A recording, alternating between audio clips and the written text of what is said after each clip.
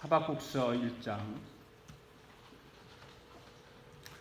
지난 주일날 우리가 4절까지 읽었으니까 오늘 5절부터 같이 일어나서 앞에 보시고 같이 함께 읽겠습니다. 시작. 여호와께서 이르시되 너희는 여러 나라를 보고 또 보고 놀라고 놀랄지어다. 너희의 생전에 내가 한 가지 일을 행할 것이라. 누가 너희에게 말할지라도 너희가 믿지 아니하리라. 보라, 내가 사납고 성급한 백성 곧 땅이 넓은 곳으로 다니며 자기의 소유가 아닌 거처들을 점령하는 갈대아 사람을 일으켰나니 그들은 두렵고 무서우며 당당함과 위엄이 자기들에게서 나오며 그들의 군마는 표범보다 빠르고 저녁이 이리보다 사나우며 그들의 마병은 먼 곳에서부터 빨리 달려오는 마병이라. 마치 먹이를 움키려 하는 독수리의 나름과 같으니라. 그들은 다 강포를 행하려 오는데 앞을 향하여 나가며 사람을 사로잡아 모기를 모래같이 많이 할 것이요 왕들을 멸시하며 방백을 조수하며 모든 견고한 성들을 비웃고 흉벽을 쌓아 그것을 점령할 것이라. 아멘. 시간 박선희 권사님이 나오셔서 특송하고 우리 함께 또 찬양 한 곡 하겠습니다.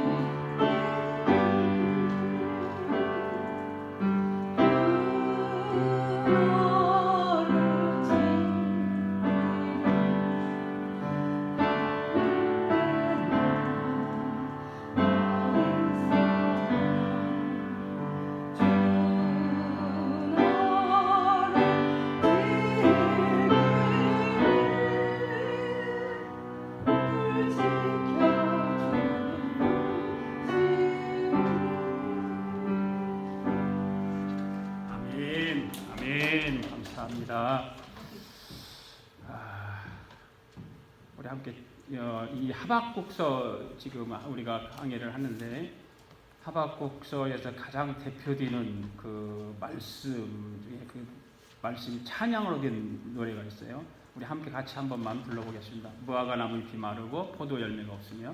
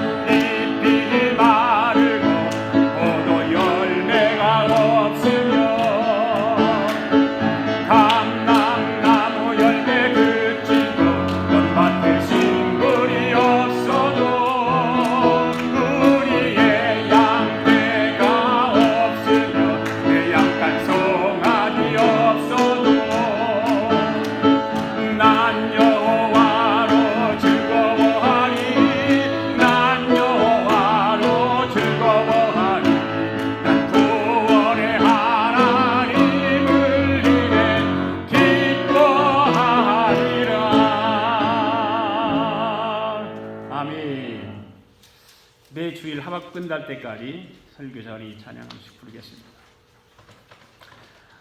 이번 주간은 우리나라 건국일인 광복절이 있는 주간입니다. 하박국서의 말씀을 이렇게 강해하게 되면서 우연히 이렇게 우리 광복절 국가 건국일과 이렇게 연결되어서 참 다행이라고 생각합니다. 지난주의 말씀을 좀 요약을 하면 지난주에도 말씀드렸듯이 하박국 선지자는 7세기경의 유다 선지자 가운데 한 사람이었습니다. 당시에 활동했던 선지자들은 나훔, 에레미야 이런 선지자들이었는데 바로 그 에레미야 선지자가 그때 활동했던 당시이죠. 이럴 때 하박국 선지자가 가질 수밖에 없었던 그 의문이 한 가지 있었는데 그 의문은 뭐냐면 왜 악에 대해서 하나님께서 침묵하시느냐였습니다. 그래서 하박국 선지자는 하나님의 백성들이라고 하는 유다의 엄청난 불법이 자행되는 것을 보면서 하나님 앞에 기도하고 또 그 기도를 통해서 하나님 앞에 질문을 하는 것입니다. 그 유다 백성들이 불법을 행하는 것이 뭐였습니까? 강포가 행해졌고 악행이 행해졌고 여러 가지 그 잘못된 죄들로 인해서 이 하박국 선지자가 하나님 앞에 외칩니다. 그런데 아무런 변화가 없어요. 아무런 변화가 없습니다. 무엇보다도 하나님의 그 율법에 대해서 신실한 반응이 없었다는 것을 하박국서 1장 4절에서 그 보면은 기록되어 있는데 바로 그 기록된 말씀이 뭐냐면 율법이 해이하고 공의가 아주 시행되지 못해서 악인이 의인을 에워쌌는데 그래서 공의가 굽었다라고 말하고 있죠. 율법이 해이해진다고 하는 것은 말씀이 무기력해졌다 그 말입니다. 하나님 말씀이 선포되고 외쳐졌지만 유다 백성들에게는 무기력하게 들리고 그 무기력함으로 인해서 악행과 불법과 폭행이 행해졌던 것이죠. 공의라고 하는 것을 조금도 찾아볼 수 없었던 시대였습니다. 악인이 의인을 에워싸 버렸기 때문에 의인이 힘을 쓸 수 없는 하나님의 백성들이 전혀 힘을 쓸 수 없는 상황이라는 것이었습니다. 이런 면에서 하박국 선지자가 가지고 있는 갈등과 의문은 엄청나게 크게 와 닿았습니다. 여러분, 우리는 인생을 살아가면서 인간의 합리적인 사고로 인해서 이해하기 어려운 일들을 만날 때가 있지 않습니까? 왜 이런 일이 일어날까? 왜 이런 상황이 벌어졌을까? 라고 하는 이해하기 어려운 일들을 만나게 되고 상황이 있게 될 때를 보게 됩니다. 하나님께서 살아계신 공의로우시다면 왜 이런 일이 일어났을까? 일어나지 말아야 할 일들이 현실에서 일어나는 것을 우리는 가끔 주목을 하고 또 보게 되고 경험을 하게 됩니다. 이런 때에 우리들은 어떤 반응을 가지고 있는가라고 하는 거예요. 여러분들은 그럴 때 어떤 반응을 나타내고 또 내 스스로 이렇게 고백을 하고 중얼거리는가라고 하는 거예요. 하박국 선지자와 같은 질문을 하지 않을까라고 생각해요. 왜 하나님, 왜 악이 이렇게 의인들을 괴롭힙니까? 악이 이렇게 판치는 세상에 왜 의인들에게는 이렇게 힘들게 합니까? 라고 하는 하박국과 같은 그런 고백을, 질문을 하나님 앞에 드려볼 때도 있을 것입니다. 그리고 하나님 말씀에 그 대답을 찾아야 한다고 하는 것을 또 우리도 압니다. 하나님께서는 당신에게 묻는 자에게 응답하신다는 거죠. 하나님 앞에 묻지도 않는데 응답하시는 하나님이 아니라 하나님은 당신에게 묻고 기도하고 질문하는 자들에게 응답하신다는 것입니다. 그렇다면 하박국 선지자가 어떻게 하나님 질문을 했을까? 지난 주일날 말씀을 잠깐 요약해 본다면 첫 번째, 왜 듣지 않으십니까? 왜 듣지 않는가? 왜 하나님은 내가 그렇게 하나님 앞 기도해도 듣지 않는가라고 하는 거였어요. 엄청난 힘든 일들이 그들에게 벌어졌습니다. 왜 듣지 않으십니까? 여호와께 내가 부르짖어도 주께 듣지 아니하는데 어느 때까지 왜 대답하지 않습니까? 라고 하는 거예요. 내가 강포로 말미암아 외쳐도 주께서 구원하지 아니하는데 어느 때까지입니까? 하나님께서 하박국 선지자의 기도에 대하여 응답하지 않고 침묵하셨을 때에 바로 어느 때까지입니까? 라고 하는 이 하박국 선지자의 고백이 거기에서 묻어나게 되는 것이죠. 두 번째는 뭐였어요? 왜 죄악을 보게 하느냐는 거였어요. 여러분, 지금 하박국 선지자가 하나님께 계속해서 질문한 내용이 뭐예요? 왜 이러한 죄악들로 하여금 보게 하느냐는 거예요. 그것을 하나님 앞에 질문을 던지고 있어요. 폐역을 보게 하고 겁탈과 강포를 보게 하고 변론과 분쟁이 일어나는 걸 보게 하는 것입니다. 그러면서 하박국 선지자가 고백하는 것이 뭐예요? 율법이 해이해지고 정의가 전혀 시행되지 아니하는 사태를 보면서 악인들을 심판하고 의인을 그 악인의 강포에서 구원해 주시기를 하나님 앞에 간절히 간청하면서 질문을 던지고 있는 거예요. 여러분, 선지자 하박국이 활동했던 때에는 어떤 때였을까? 아수르가 멸망하고 바벨론이 근등의 새로운 강자로 부상할 그런 무렵이죠. 여기 지도를 내가 하나 보여드릴게요. 바로 이 지도를 보면 아수르 제국과 밑에 바벨론 제국이 있잖아요. 아수르 제국은 수도가 니누에예요. 니누에 여러분들 알죠? 니누에는 아수르는 잘 몰라도 니누에는 알 거예요. 요나서에 보면 니누에 성이 나오잖아요. 거기 나오죠. 그 바벨론 제국은 아수르에 비하면 아주 작은 나라예요. 여러분 지도를 이렇게 앞에서 보면 보이다시피 바벨론은 아주 적은 나라예요. 당시에 그런 상황이었어요. 그래서 이 적은 나라가 어떻게 아수르를 물리치고 제국으로 다시 부상할 수 있었을까라고 하는 거죠. 그 당시에 일어났던 하박국 선지자의 그런 이야기죠. 그때 당시에 왕 이름이 누구라고 그랬죠? 왕 이름 여호야김이라고 해요. 여호야김의 왕이 그 당시의 왕이었습니다. 이 여호야김에 대해서는 열왕기에도 기록되었고 역대서에도 기록되었고 에레미야서에도 기록되어 있는 걸 볼 수가 있습니다. 그처럼 예언의 말씀이 기록된 두루마리를 이 여호야김 왕이 불태워버리는 거예요. 하나님의 말씀을 불태워버려요. 그러면서 에레미야 선지자를 그렇게 핍박하고 정말 그랬던 극악무도한 왕으로 유명한 왕이었습니다. 그런데 하박국의 그런 탄식이 그 여호야김 시대에는 하나님의 불법이 해이해졌다는 거예요. 공의가 전혀 시행되지 못했다는 거예요. 악인이 의인을 에워싸는 상황이 계속되었다는 거예요. 누구 때? 누구 왕 때? 여호야김 왕 때. 그래서 하박국은 바로 이런 당시 남유다 사회의 그 암울한 영적 그런 도덕적 상태를 보고서 하나님께 기도하지 않을 수 없던 거죠. 그 선지자로서 하나님 앞에 기도할 수밖에 없었던, 하나님 앞에 기도하면서 질문을 던질 수밖에 없었던 그런 상황에 처해 있죠. 그리고 세 번째 질문은 뭐였어요? 왜 말씀이 땅에 떨어졌느냐? 왜 말씀이 떨어졌느냐? 그리고 4절에 그렇게 말씀하고 있잖아요. 이러므로 율법이 해이하고 정의가 전혀 시행이 되지 못하오니 이는 악인이 의인을 에워쌌으므로 정의가 굳게 행하여 짐이니이다. 여러분, 하박국 선지자가 왜 악인들을 심판하시지 않고 겁탈과 강포가 행하여 가고 의인으로 하여 고통을 당하게 하는지를 하나님께 지금 묻고 있잖아요. 묻고 있어요. 이렇게 하박국 선지자의 첫 번째 질문의 내용이 지난주에 우리가 함께 들었던 말씀을 요약한 것입니다. 오늘은 하박국 선지자 그런 질문에 대해서 하나님께서 대답을 하시죠. 응답하세요. 어떤 응답인가 라고 하는 것이죠. 함께 그 응답을 함께 살펴보도록 하겠습니다. 첫 번째 응답은 뭐였어요? 내가 더 놀라운 역사를 네가 볼 것이다 라고 하는 응답이었어요. 5절 말씀 읽습니다. 시작. 여호와께서 이르시되 너희는 여러 나라를 보고 또 보고 놀라고 놀랄지어다. 너희의 생전에 내가 한 가지 일을 행할 것이라. 누가 너희에게 말할지라도 너희가 믿지 아니하리라. 하박국 선지자는 하나님을 향하여 언제까지 자신으로 하여금 죄악을 보게 하며 패역을 보게 하실 것이라고 물었어요. 하나님, 여호와여, 언제까지 나로 하여금 이런 죄악상을 패역을 보게 하실 것입니까? 묻습니다. 그리고 언제까지 악인의 의인을 에워싸고 그렇게 괴롭히도록 허용하시겠습니까? 라고 하는 거예요.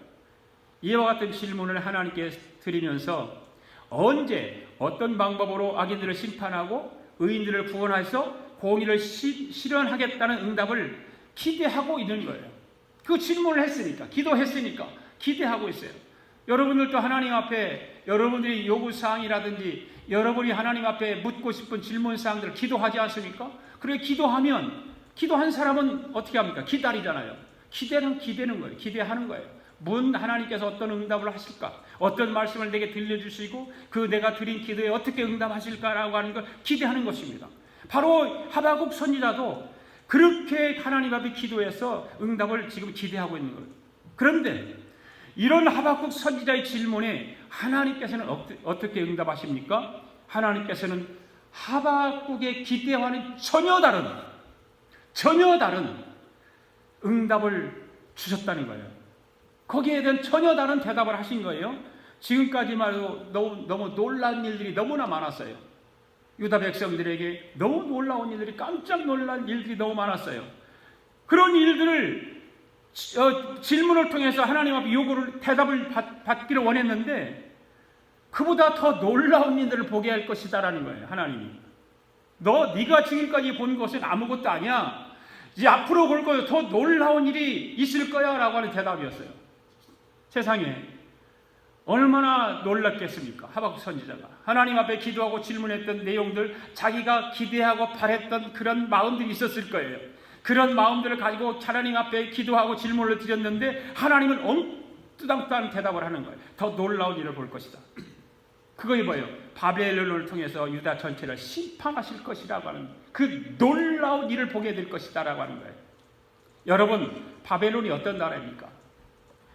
저기 앞으로 왔으면 듣고 두 사람 아니하고 설교 시간에 뭘 그렇게 다 얘기를 했었고 말씀에 집중해야 되잖아요.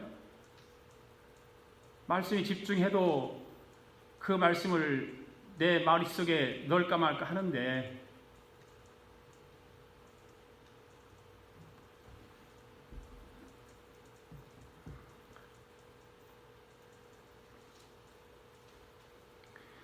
바벨론 나라는 어떤 나라일까요? 바벨론 나라는 하나님 나라하고는 전혀 상관없는 나라예요. 포악하고 잔인하기 이를 데 없는 나라예요. 그야말로 타락의 극치를 달리는 나라예요. 여러분 유다 사람들의 타락상이 어떠한 것들이었습니까? 우리가 1절에서 4절까지 유다 백성들의 타락상을 들었잖아요. 강포를 행하고 패역하고 겁탈과 죄악이 난무한 상태였어요. 그렇다면 바벨론과 별 다를 바가 없잖아요. 하나님을 모르는 백성들하고 별 다를 바가 없잖아요. 하나님의 택한 백성 유다 사람들인데 그들에게도 강포가 자행되고 패역이 난무하고 겁탈과 죄악이 많은 그런 상태였어요. 그래서 하박국 선지자가 유다의 타락성에 대해서 가슴을 치면서 탄식하며 기도하는 거예요. 에레미야 선지자는 이스라엘 백성들의, 유다 백성들의 그런 못된 짓을 향해 놓고 어떻게 기도했습니까? 눈물로 기도해요. 눈물로. 그래서 에레미야 선지자를 어떤 선지자라? 눈물의 선지자라고 하는 거예요. 에레미야 선지자는 눈물을 흘리며 가슴을 치면서 통곡하며 하나님 앞에 자기 백성들을 위해서 기도하는 거예요. 바로 이 하박국 선지자도 마찬가지. 기도하면서 바벨론보다 더 어쩌면 악한 일을 했을 유다 백성들을, 그 나쁜 짓들을 놓고 기도했는데 하나님은 놀랍게도 대답이 더 놀라운 역사를 보게 될 것이다. 네가 지금까지 보았던 것보다 훨씬 더 놀라운 일을 보게 될 것이다. 하박국이 원하는 기도의 응답이 아니에요. 하나님이 하박국 선지자가 질문했던 그 질문의 대답이 아니었어요. 차라리 그 응답을 듣지 않았으면 더 좋았을 뻔했을 거예요. 그렇기 때문에 하박국은 하나님의 응답을 도저히 이해할 수가 없어서 이제 다음에 또 가서 이제 13절에 가서 보면 하박국이 거기에 또 질문을 또 해요. 13절 말씀 한번 봅시다. 뭐라고 그랬는지. 시작. 주께서는 눈이 정결하심으로 악을 참아 보지 못하시며 패역을 참아 보지 못하시거늘 어찌하여 거짓된 자들을 방관하시며 악인이 자기보다 의로운 사람을 삼키는데도 잠잠하시나이까. 이런 질문을 또 던져요. 여러분은 이러한 하나님의 응답에 대해 어떻게 생각하십니까? 불합리하다고 생각하지 않으세요? 여러분들이 그런 기도하고 하나님 앞에 질문을 던졌을 때에 여러분들이 생각하고 있는 그 질문에 대한 응답의 생각이 있을 거 아니에요. 그런데 하나님이 엉뚱한 응답을 하세요. 그러면 불합리하잖아요. 당황할 수밖에 없죠. 그런데 이런 불합리하다고 생각할 때에 그렇다면 이와 관련해서 우리가 반드시 알아야 할 사실 한 가지가 있다는 거죠. 하나님의 응답에 대해서. 그것은 뭡니까? 하나님께서 항상 우리의 기대와 생각대로만 응답하지 않는다는 거예요. 아멘? 우리와 기대와 우리의 바람과는 정반대되는 응답을 하신다는 거죠.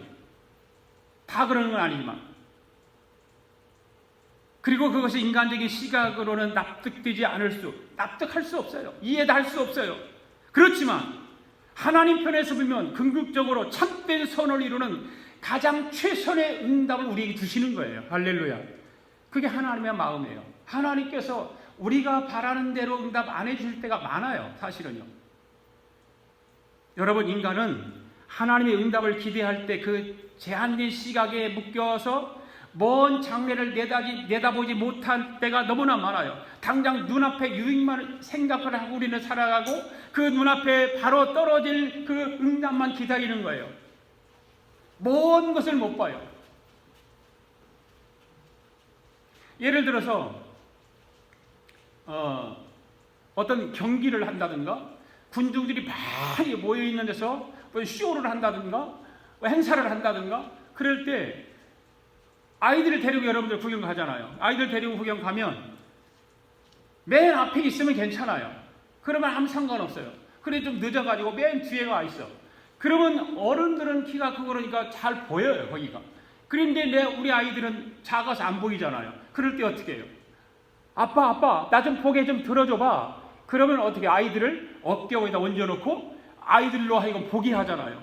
그러면 아이들이 그 아빠의 어깨 위에 올라가서 다 모든 걸 다 본단 말이죠. 재밌어요. 그거 내리려고 그러면 아이고 좀 더 보게 놔두라고. 나 여기 있겠다고. 아이들은 그러지요. 바로 그런 거예요. 우리는 당장 내 눈앞에 있는 것만 생각하고 먼 것을 보지 못하는 거예요. 하나님은 우리를 하나님의 어깨 위에 얹어서 있기를 원하세요. 그래서 먼 것을 바라보기를 원하세요. 내 눈앞에 떨어지는 것만 볼 것이 아니라 하나님 마음에서 먼 것을 바라보고 장래를 바라보고 있기를 원하시는 것이 하나님의 마음이에요.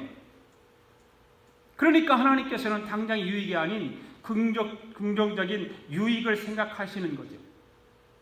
하나님께서 하박국의 기도에 대해서 직접적인 응답 대신에 어떻게 응답하십니까? 바벨론을 통해서 네가 그렇게 기도하고 그렇게 나에게 질문했던 유다 백성들을 위해서 심판하겠다는 내용이에요. 네. 바벨론 침공을 통해서 어떻게 하시는 거예요? 유다를 멸망시키겠다는 거예요. 여러분 한번 생각해 보시기 바랍니다. 하나님의 백성들이 조금 죄를 범했다고, 좀 잘못했다고 바벨론을 통해서 심판하신다는 하나님의 응답은 하나님의 백성인 유다 사람들에게는 엄청난 고통이 아닐 수가 없어요. 가슴 아픈 거예요. 바벨론을 통한 심판은 현실적으로는 너무나 고통스러운 거예요. 그렇지만 그 일을 통해서 하나님께서는 그 죄로 오염된 선민 공동체를 정결하게 하시겠다는 거예요. 거룩한 백성으로 명실상부할 삶을 살 수 있도록 인도하시겠다는 거예요. 그렇게 해서라도 심판하시고 노예로 끌려가서 삶을 살게 해서라도 정결한 삶을 살게 하겠다는 거예요. 이게 하나님의 응답이에요.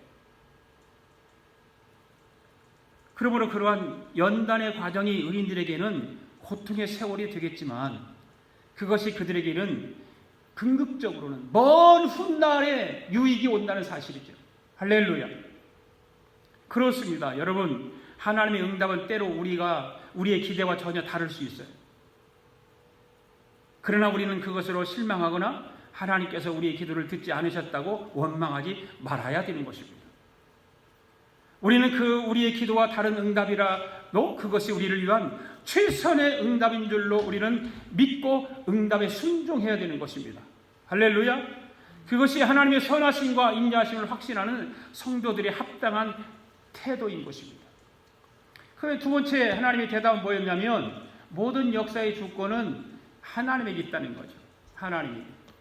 자, 같이 또 6절, 7절, 8절 읽습니다. 시작. 보라, 내가 살았고 성급한 백성 곧 땅이 넓은 곳으로 다니며 자기의 소유가 아닌 거처들을 점령하는 갈대아 사람을 일으켰나니 그들은 두렵고 무서우며 당당함과 위엄이 자기들에게 나오며 그들의 군마는 표범보다 빠르고 저녁 이리보다 사나우며 그들의 마병은 먼 곳에서부터 빨리 달려오는 마병이라 마치 먹이를 움키려 하는 독수리의 나름과 같으니라. 아멘. 여기서 하나님께서 타락한 유다를 심판할 도구가 무엇인지를 분명하게 명시하고 있어요. 무엇이 타락한 유다를 심판의 도구로 삼겠다라고 했습니까?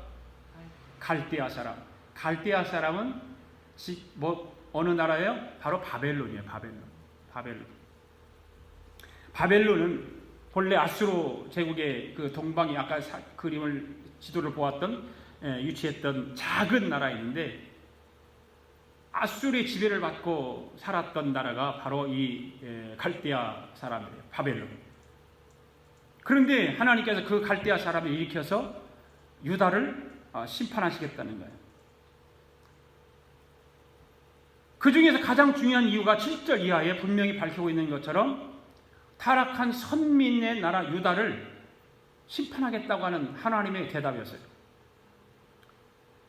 세계사에서 보면 아수르는 제국 변방의 아주 작은 나라에 불과했던 바벨론이 아수르를 멸망시키고 근등의 새로운 패자로 부상했던 그런 일입니다.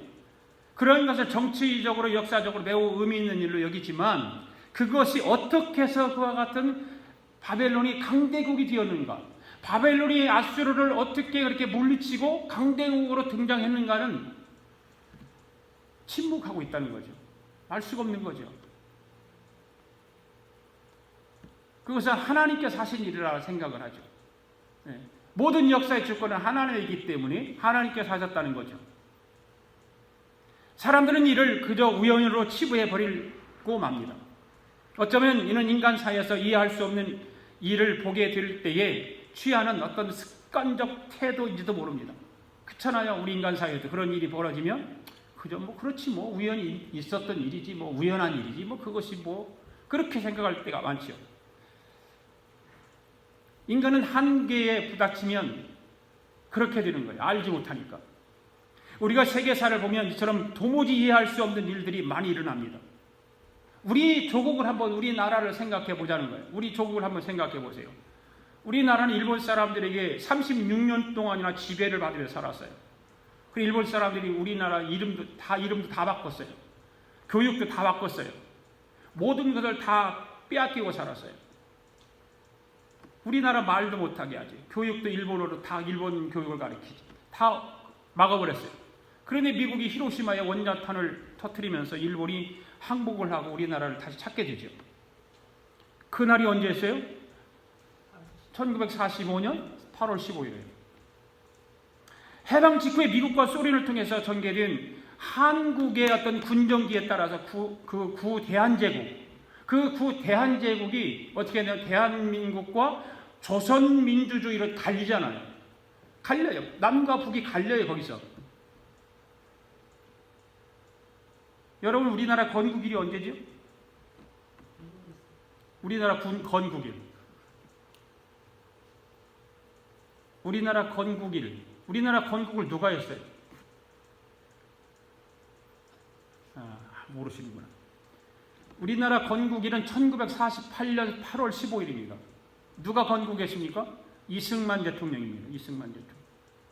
우리나라 그것 때문에, 건국일 때문에 논쟁이 많지요. 어떤 분들은 좌파 쪽에서는 3.1절이라고 하고,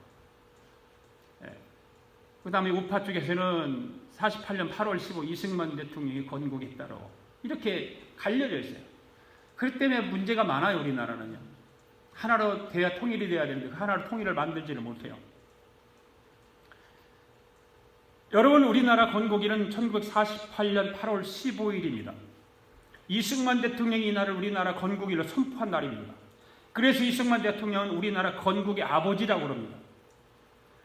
그러면서 미국이 우리나라에 들어와서 일본 사람을 다 쫓아내죠. 왜?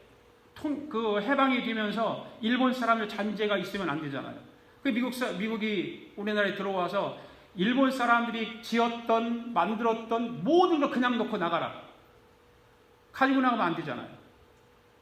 그러니까 하나도 가지고 나가지 못하도록 하고 일본 사람들을 다 내쫓아버렸습니다. 그러면서 미국이 우리나라를 보호하며 살게 되었습니다. 그런데 우리나라 사람들이 해방을 시켜줬으면 됐지. 왜 미국이 우리나라에 들어와서 일본 사람과 똑같이 간섭하냐는 거죠. 간섭. 하도 백성들이, 한국 사람들이 그러니까, 그래? 그럼 니들끼리 잘해봐라. 그래서 그냥 미국이 갔어요. 우리나라에서 떠났어요.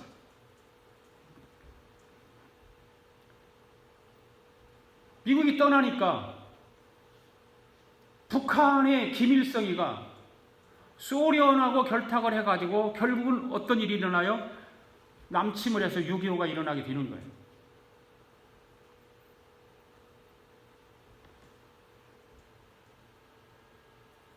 우리나라 지금 현재 국방부 장관이 국회에서 우리나라 6.25 전쟁이 남침입니까? 뭡니까? 라고 물어요. 남침입니까? 아닙니까? 대답을 못해요. 10초 동안 대답을 안 합니다. 그리고 계속 물어요. 국회의원이. 남침입니까? 아닙니까? 10초 후에 남침이라고 그때가 대답을 해요.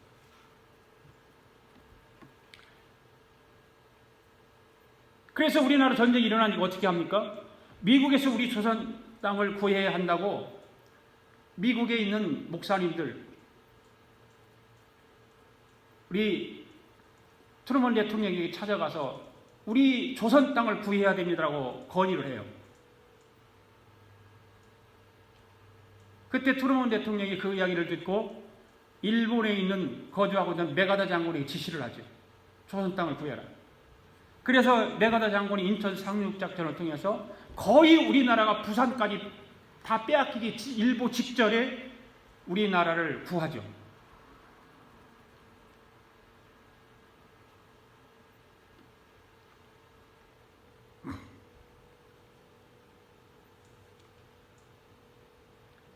여러분들은 미국에 살면서 이민자로 살아가니까 우리는 우리는 또 시민권을 가지고 사는 사람들이니까 조국에 대해서 관심을 가질 필요가 없다라고 생각을 하고 무관심하게 살아가는 사람들이 많습니다. 조국을 떠나 살아가는 사람들은 더 많이 애국심을 가지고 나라를 위해서 기도해야 되는데 전혀 관심이 없죠. 지금 일어나고 있는 우리나라의 일들을 한번 보십시오. 북한은 계속해서 핵실험을 한다고 해서 포를 쏘아댑니다. 처음에는 미국을 향해서 한다고 그렇게 하다가 지금은 직접적으로 우리 한국에다가 쏜다라고 직접 얘기를 합니다. 니들 까불지 말라고 하면서 소리까지 하면서. 그런데다가 일본은 우리나라와 무역전쟁을 하고 무역을 금합니다. 그래 우리나라 대통령은 무역전쟁을 선포하고 북한과 평화 경제 협력을 하면 일본을 이길 수 있다고 큰소리 빵빵 치고 선동을 하고 있습니다. 여러분, 북한과 평화협정을 맺으니 경제협정을 맺으면 일본이 이길 수 있습니까? 절대 이길 수 없습니다. 어떻게 이깁니까? 북한은 가난한 나라인데 인구로도 안 되고 경제적으로도 안 되는 거예요. 그런데 이들은 그런 이야기를 해놓고 국민들을 선동하는 거예요. 선동 계속해서. 미국과 동맹이 무너졌습니다. 경제는 파탄 났습니다. 아마 IMF가 곧 올지도 모릅니다. 세계 모든 나라들로부터 외면당하죠. 이 말을 좀 심한 말을 하면 왕따 당했다고 그러잖아요. 왕따. 대통령이 가서 여러분들 아시잖아요. 뉴스를 보세요. 대통령 가서 외국 대통령들하고 말 한마디 하나 다 등 돌려요. 다. 여러분, 우리 조국을 위해 기도하십시오. 나라가 망하면 우리의 삶도 힘들어져요. 우리가 아무리 이민자리의 삶을 산다 할지라도 우리도 힘들어요. 나라가 없어지면 힘든 거예요.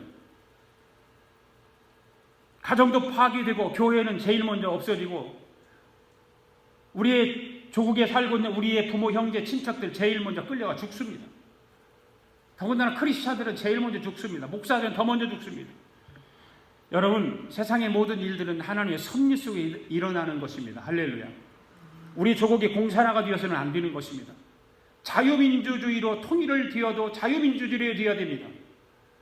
공산국가로 통일되어서는 안 됩니다. 성도 여러분, 진정한 역사의식은 하나님을 알고 예수 그리스도를 구주로 믿는 우리 성도들만이 바르게 소유할 수 있고 그 일을 진행할 수 있는 거예요. 예수 그리스도를 통해서 성경에 기록된 모든 기록들을 통해서 우리는 자유민주주의가 되어야 되는 거예요.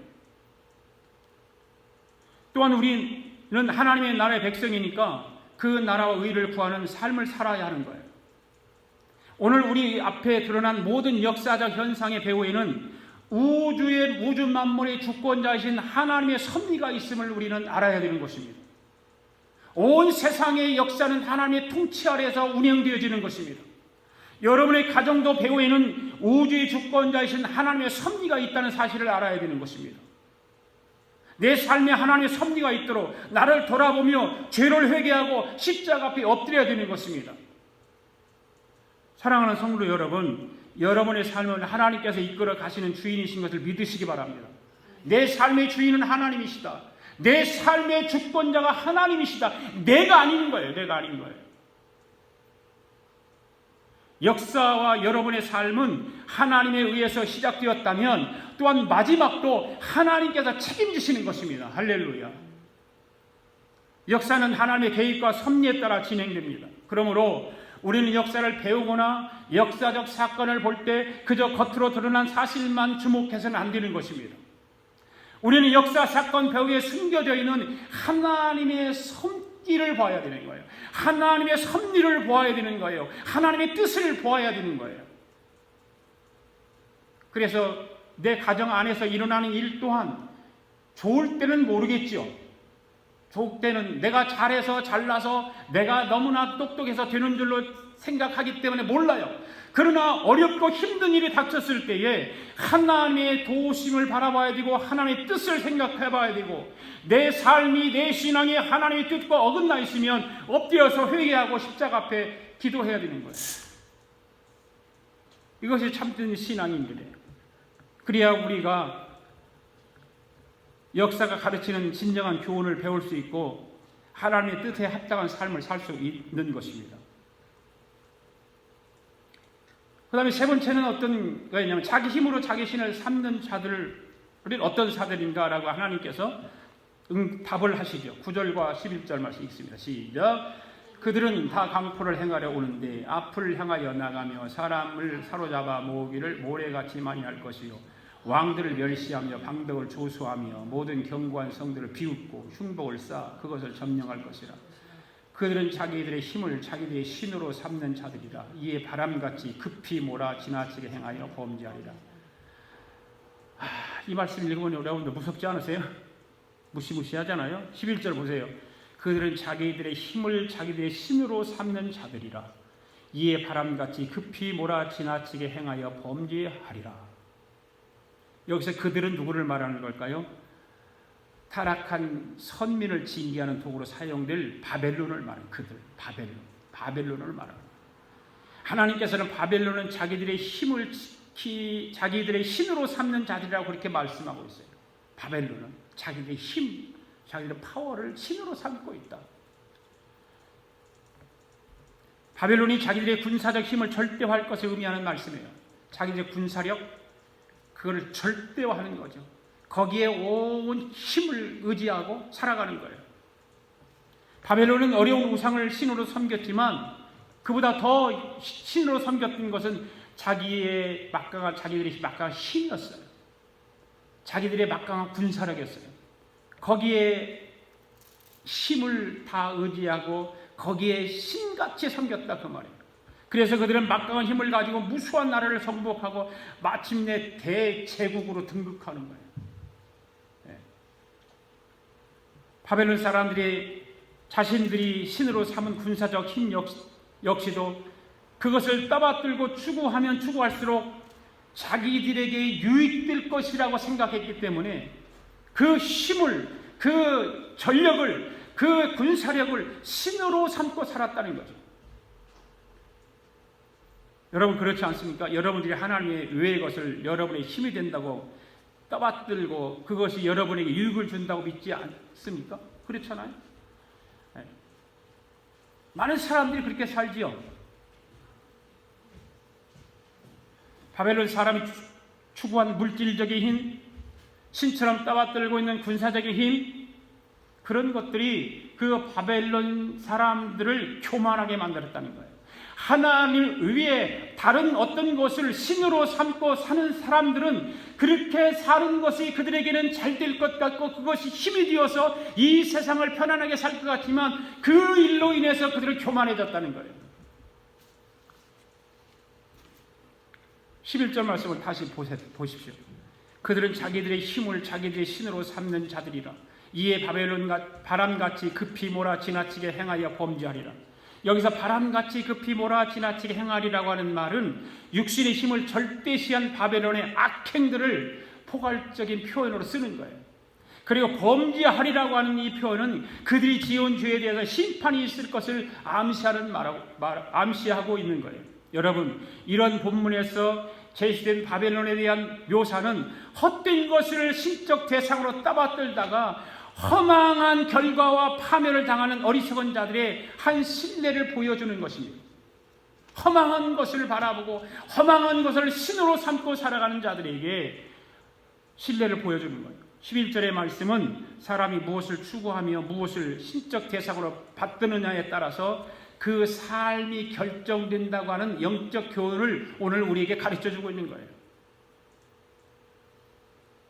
그렇습니다. 실로 사람은 누구도 예의 없이 신적인 대상으로 떠받드는 것이 있습니다. 교회를 다녀도 예수를 진실하게 믿어도 우리 안에 뭔가 하나님 외의 것이 자리 잡고 있다는 거죠. 그것을 신처럼 떠받들고 살아가는 거예요. 그것이 무엇이냐에 따라서 그 사람의 삶이 결정되는 거예요. 만일 그가 추구하는 것이 물질이라면 그 삶을 허망한 세상의 탐욕의 노예가 되고 마는 거예요. 그가 추구하는 것이 육체적 쾌락이라면 그는 향락적인 삶, 퇴폐적인 삶, 부도덕적인 삶을 살 수밖에 없는 거예요. 그가 맹목적으로 신격화하여 추구하는 것이 명예나 권력이라면 그가 자기중심적인 삶을 살 수밖에 없고 교만한 삶을 살 수밖에 없고 그러다가 결국 파멸에 이르게 되는 거예요. 사랑하는 성도 여러분, 하나님은 선하고 의로우신 분이심을 믿습니까? 자비와 긍휼이 풍성하신 하나님이신 것을 믿습니까? 하나님이 여러분의 참 신이심을 믿습니까? 그렇게 믿고 살아가는 자는 참 생명 되시는 하나님을 섬기는 선한 삶을 살아가는 자인 것을 믿습니다. 영생의 삶을 살아가는 자인 줄로 믿습니다. 바라기는 오늘 우리 아가페 교회 성도 여러분들은 참되고 유일하신 하나님만을 경배하며 섬기는 삶을 살아갈 수 있기를 바랍니다. 하나님의 성품에 합당한 삶을 살아가는 성도들이 되기를 바랍니다. 하나님의 나라를 위해서 복음 전파의 사명을 감당하는 복된 성도들의 삶이 될 수 있기를 주의 이름으로 축복합니다. 다 일어나서 함께 찬양 하나님 앞에 드리겠습니다.